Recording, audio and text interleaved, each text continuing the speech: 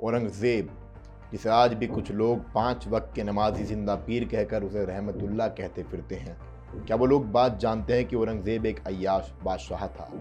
क्या वो कभी इस हद तक भी गिर गया था कि एक रखेल के चक्कर में उसने इस्लाम के सिद्धांतों से भी समझौता कर लिया था?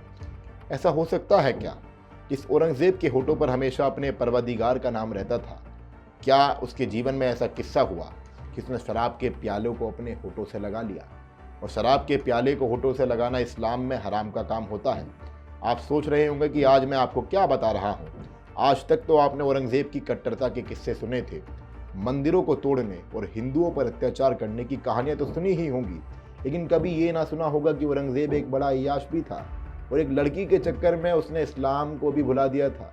तो आज मैं आपको औरंगज़ेब की वो कहानी सुनाने जा रहा हूँ जो आपने आज तक नहीं सुनी होगी। आलमगीर औरंगज़ेब की नहीं, बल्कि अय्याश औरंगज़ेब की। हेलो दोस्तों, मैं सनी राठी आप सभी का आपके अपने चैनल द कर्मा पर स्वागत करता हूं। द कर्मा जो कि हमेशा राष्ट्र और सनातन धर्म के लिए समर्पित चैनल है।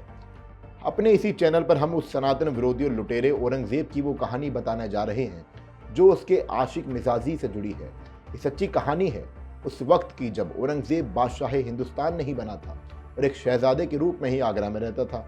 वो कम उम्र में ही अपने पीर शेख मासूम का शागिर्द बनकर इस्लाम के नक्शबंदी सूफी सिलसिले से जुड़ चुका था। हम आपको बता दें कि नक्शबंदी सिलसिला इस्लाम का सबसे कट्टर फिरका या संप्रदाय माना जाता है। औरंगज़ेब के गुरु शेख मासूम के पिता शेख अहमद सर हिंदी ने ही हिंदुस्तान में गज़वाए हिंद का नारा दिया था और सभी हिंदुओं को मुसलमान बनाने के लिए जिहाद का ऐलान भी किया था। शेख मासूम भी अपने पिता की तरह ही कट्टर सूफी था जिसने औरंगज़ेब की सारी ज़िंदगी बदल दी थी। अपने गुरु के सानिध्य में औरंगज़ेब ने वो सारी चीज़ें छोड़ दी थी जिन्हें इस्लाम में हराम माना जाता था। औरंगज़ेब रोज़ अपने पीर या गुरु के कहने पर 5 वक्त नमाज पढ़ता था और शराब को हराम मानता था। उसके लिए शराब को देखना भी गुनाह अजीम था। लेकिन वक्त बदलता है और जज्बात भी बदलते हैं। औरंगज़ेब जवान था और उसके अंदर भी जवानी हिलोरे मार रही थी, लेकिन अपने गुरु के सानिध्य में वो अपने जज्बातों को किसी तरह से काबू किए हुए था। तभी अचानक उसे खबर मिली कि उसकी बहन जहां आरा आग में जल गई है। हुआ ये था कि जहां आरा के लहंगे में आग लग गई थी और इस आग में वो बुरी तरह से झुलस गई थी। शाहजहां की सबसे बड़ी बेटी जहां आरा अपने घर की दुलारी बेटी थी। औरंगज़ेब भी अपनी बहन पर जान छिड़कता था। जैसे ही औरंगज़ेब को खबर मिली तो वो तुरंत ही आगरा से अहमदनगर के लिए निकल पड़ा। रास्ते में जब उसका काफिला मध्य प्रदेश के बुरहानपुर पहुंचा तो वहां उसकी मौसी रहती थी। औरंगज़ेब की मौसी का नाम सुहेला बानो था, जो कि मीर खलील खान ए ज़मान की पत्नी थी। दोस्तों, कहानी का बड़ा मोड़ तो अब शुरू होता है। अब औरंगज़ेब ज़ैनाबाद के बाग आहू खाना में टहल रहा था। साथ ही शहजादे की मौसी भी अपनी दासियों को साथ लेकर बाग में सैर के लिए निकली थी। बस यहीं पर औरंगज़ेब के सामने वो क्षण आया जिससे उसको आज भी मुगलकालीन भारत का सबसे बड़ा अय्याश बादशाह माना जाता है।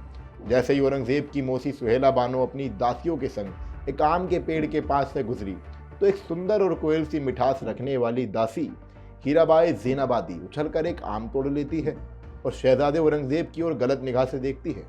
बस इसी क्षण औरंगज़ेब कामदेव के एक वाण को झेल नहीं पाया। ये वही औरंगज़ेब है जो 5 वक्त का नमाजी था, लेकिन देखिए एक भी कामदेव का वाण नहीं झेल पाया। हीराबाई ज़ैनाबादी का सुंदर सा चेहरा मानो औरंगज़ेब के दिल में घर कर गया हो। वह तो बस हीराबाई ज़ैनाबादी को पाने की जिद पर अड़ गया था। पर जब औरंगज़ेब ने अपना दिल का हाल अपनी मौसी को बताया तो उसकी मौसी ने कहा कि अरे नहीं नहीं, यह काम तो क़यामत को बुलावा देने जैसा है, क्योंकि औरंगज़ेब की मौसी के अनुसार उसका पति मीर खलील खान ए ज़मान एक जल्लाद था। अगर औरंगज़ेब के मौसा को इसके बारे में पता चल जाता तो खामखा औरंगज़ेब की मौसी को अपनी जान से हाथ धोना पड़ता। अब औरंगज़ेब के सामने सबसे बड़ा पत्थर तो उसके खुद के मौसा बन गए थे। औरंगज़ेब को इश्क का बुखार कुछ ऐसा था कि वो मानने वाला नहीं था। अब औरंगज़ेब ने हिम्मत जोड़ ली और अपने बेहद करीबी और ख़ास मुर्शिद कुली खान से इस बीमारी का जिक्र किया। फिर क्या था, मुर्शिद कुली खान ने औरंगज़ेब का पैगाम उसके मौसा खान ए ज़मान के पास पहुँचाया। तो अब यहाँ पर कहानी में एक बहुत बड़ा मोड़ आता है।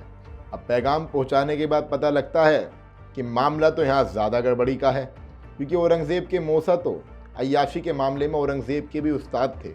औरंगज़ेब के मौसा ने कहा, औरंगज़ेब सौदा तो भाई सोने की चिड़िया का है, तो मैं सौदा सोने की चिड़िया का ही करूँगा।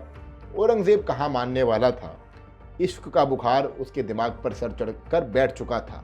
और कह रहा था बार बार कि भाई मैं कैसे न कैसे हीराबाई ज़ैनाबादी को अपने काबू में लूँ। तो औरंगज़ेब ने भी कहा, मुझे ये सौदा बिल्कुल कबूल है, मैं कैसे भी ज़ैनाबादी को अपना बनाकर रहूँगा। ये वही औरंगज़ेब है दोस्तों जिसे 5 वक्त के नमाजी बताया जाता है, लेकिन एक स्त्री के सामने कैसे नतमस्तक है, स्त्री भी उसकी एक रखेल। सोचने वाली बात है। कोई बात नहीं, कहानी में ऐसे आगे बढ़ते हैं, अभी तो काफ़ी कुछ है बताने को। अब तो मानो बस शहजादा औरंगज़ेब शराब का प्याला हाथ में लेकर वासना से भरी निगाहों से हीराबाई ज़ैनाबादी को देखता रहता, क्योंकि दरिंदा औरंगज़ेब तो बस फिराक में रहता था कि आखिर में कब हीराबाई ज़ैनाबादी के जिस्म पर हमला बोले। पर हीराबाई औरंगज़ेब की नीयत को भली भांति जानती थी, इसलिए उसने एक बार औरंगज़ेब से कहा कि ऐ मेरे आशिक, ज़रा एक जाम फोटो से तो लगा ले। वासना से लाचार औरंगज़ेब हीराबाई ज़ैनाबादी के रंग रूप से हार कर बस शराब का प्याला होठों से लगाने ही वाला था कि हीराबाई ने उसको रोक लिया और फिर कहा, मैं तो तुमको 5 वक्त का नमाजी जिंदा पीर समझती थी, पर तुम तो एक रखेल के चक्कर में इस्लाम के सिद्धांतों को नकारने के लिए राजी हो गए। जी हाँ, यही शब्द थे हीराबाई ज़ैनाबादी के।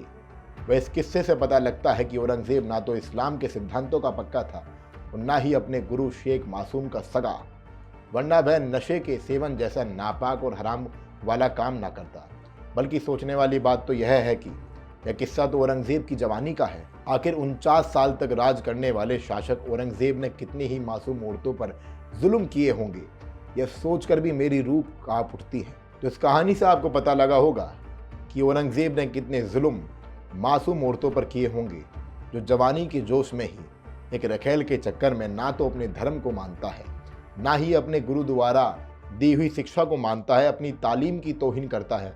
पर दोस्तों, आखिर में मैं आप सबको बता देना चाहता हूं कि मैं कोई आसमानी बातें नहीं कर रहा हूं, बल्कि औरंगज़ेब की सच्चाई जानने के लिए आप मौलाना अबुल कलाम आज़ाद की गुलाब खातिर या फिर 18वीं शताब्दी में नवाब शमद उद्दौला शाहनवाज खान और उनके बेटे अब्दुल हई खान द्वारा लिखी गई किताब मासर उल अमरा को पढ़ सकते हैं। साथ ही सनातन धर्म और राष्ट्रवाद से जुड़ी कहानी किस्सों को जानने के लिए आपके अपने चैनल द कर्मा को ज़रूर सब्सक्राइब करें, बेल आइकन को ज़रूर दबाएं और इस वीडियो को इतना शेयर करें कि जो लोग भ्रमित हैं उनकी आंखें खुल जाएं। धन्यवाद।